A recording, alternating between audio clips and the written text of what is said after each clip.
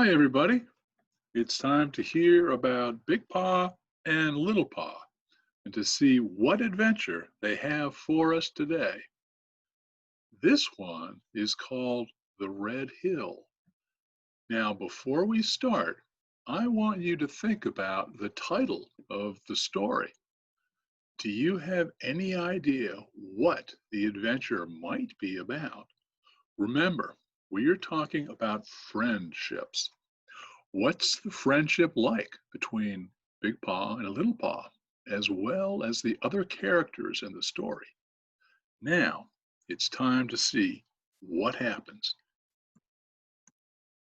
Hey, Big Paw, it's dark and the humans are asleep.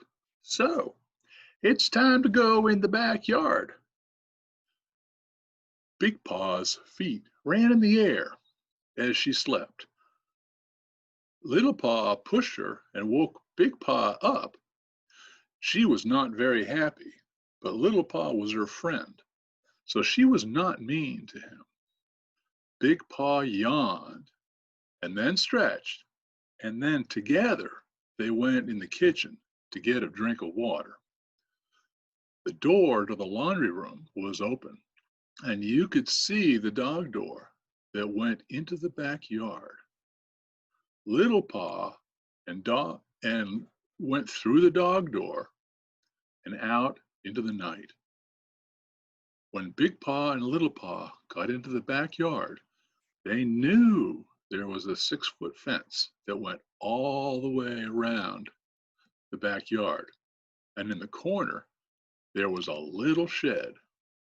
Behind that shed, there was a magic hole that went under the fence. Going through that hole made time stop. Big Paw and Little Paw ran toward the hole under the fence. Friends often do things together, so they decided they would both crawl through the hole. Big Paw and Little Paw, after having crawled under the fence, went down the alley.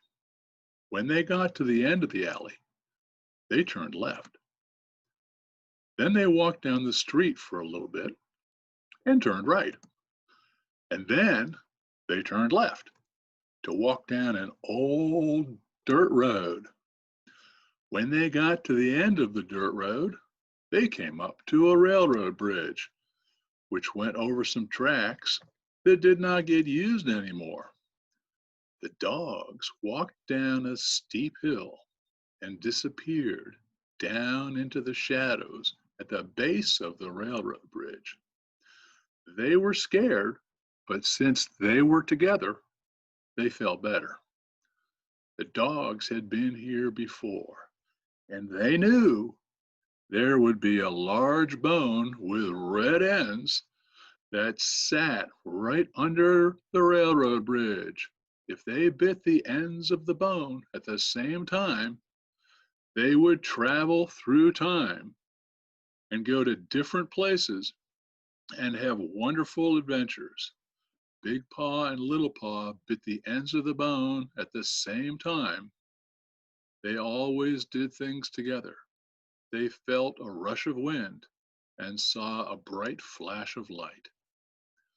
They found themselves at the side of a hill. It was very hot. Steam came up from the ground and heat came through the pads in Big Paw's feet. Little Paw's stomach was warm because his legs were so short. Even though he was from Mississippi, it was too hot for him. So the frightened dogs ran down the hill and headed toward the trees. Their fear made them be able to run faster. They hoped it would be cooler there. Too bad the trees were such a long ways away. Just as Big Paw got to the trees, she heard the sound of hooves on the lava rock. She saw a big group of male deer who each had large antlers running straight at them Little Paw's legs were much shorter than hers, so he was still running toward the trees long after Big Paw had already reached them. Big Paw's fear of being hurt made it so he could run very fast, even faster than the deer. Little Paw could not run very fast at all because his legs were so short. Since Big Paw always had Little Paw's back, he ran toward him to see if he could help because he did not want him to get hurt. Big Paw pushed Little Paw with her nose, so he went behind a large pile of rocks, and just in time. Little Paw was so glad to see her friend. The herd of deer ran past them. Run over anything that gets in your way, shouted the leader of the deer. I don't care if it's nice and cute. It is in our way. Little Paw would have been run over. Thank you, Big Paw. They would have run right over me. You saved my life. You are welcome, said Big Paw. You are my very best friend. Best friends and will do whatever it takes to help you out. I don't know about you, Big Paw, but I miss my human, my backyard, my dog bowl in my bed. I want to go back to our house. I miss all those things too, but I just don't know how to get back there, said Big Paw. I saw a bone just like the one under the bridge, said Little Paw. The bone was up there under that huge rock by the flowing red stuff. It will be hot, but if we run fast, I think we will be able to get there. What do you think? Want to try? Yes, let's go, replied Big Paw. The dogs ran off toward the big rock, moving from rock pile to rock pile. The air was hot, and their feet were sore. Finally, they reached the big rock where the red bone lay. The dogs were so happy they had reached the big rock.